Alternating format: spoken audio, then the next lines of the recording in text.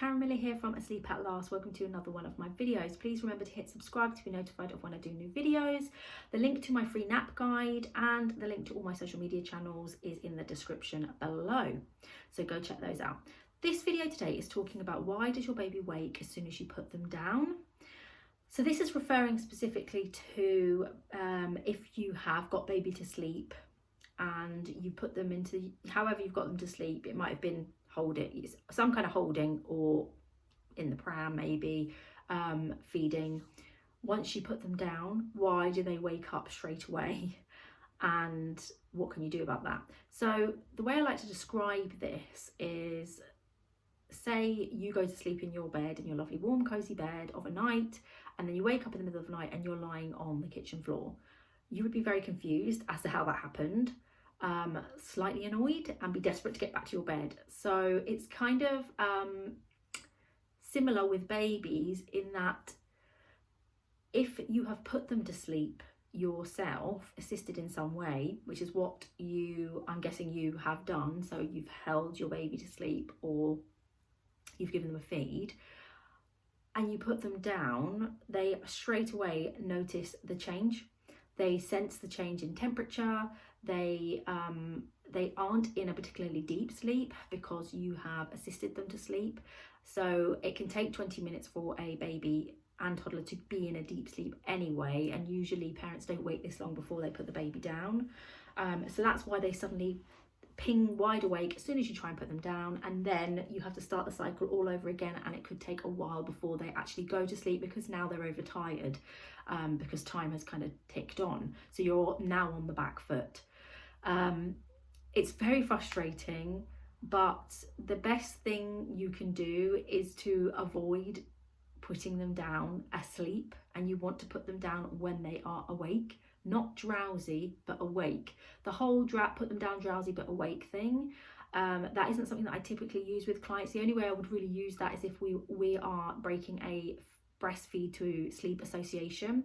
I might suggest we do a few days of feeding until drowsy rather than feeding to sleep, as a step towards working towards stopping the feed to sleep association. But other than that, I don't really recommend that you do the whole drowsy thing. First of all, how do you know when your baby's drowsy? It's quite tricky to know that they aren't fully asleep, and usually if you are thinking that they're drowsy, 9 times out of 10 they are actually just asleep.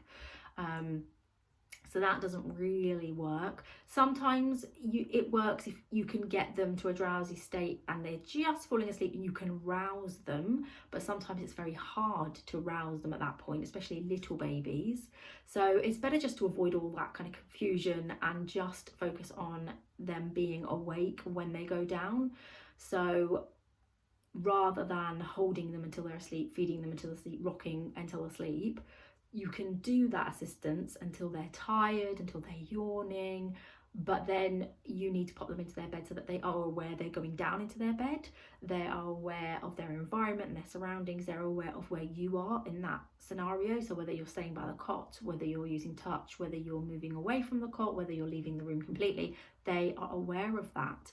And that is how they will then get themselves to sleep first of all, which is great because that helps with linking sleep cycles. But when they do wake, what it will mean is that they are not then crying out confused and annoyed and looking to get back into your arms again, because they remember that they were put down in their beds and they'd gone to sleep there, and they're still there, they're still in their safe environment, and you know, everything is still the same, basically nothing's changed.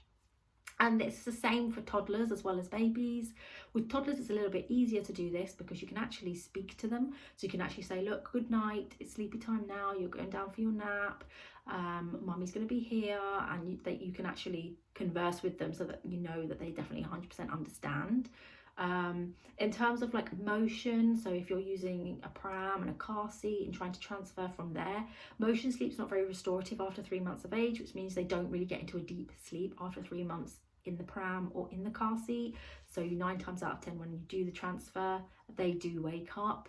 So if you can, if it's close to nap time, try and avoid them falling asleep on the go, so that you can wait until they've gone into their beds and they're aware of that.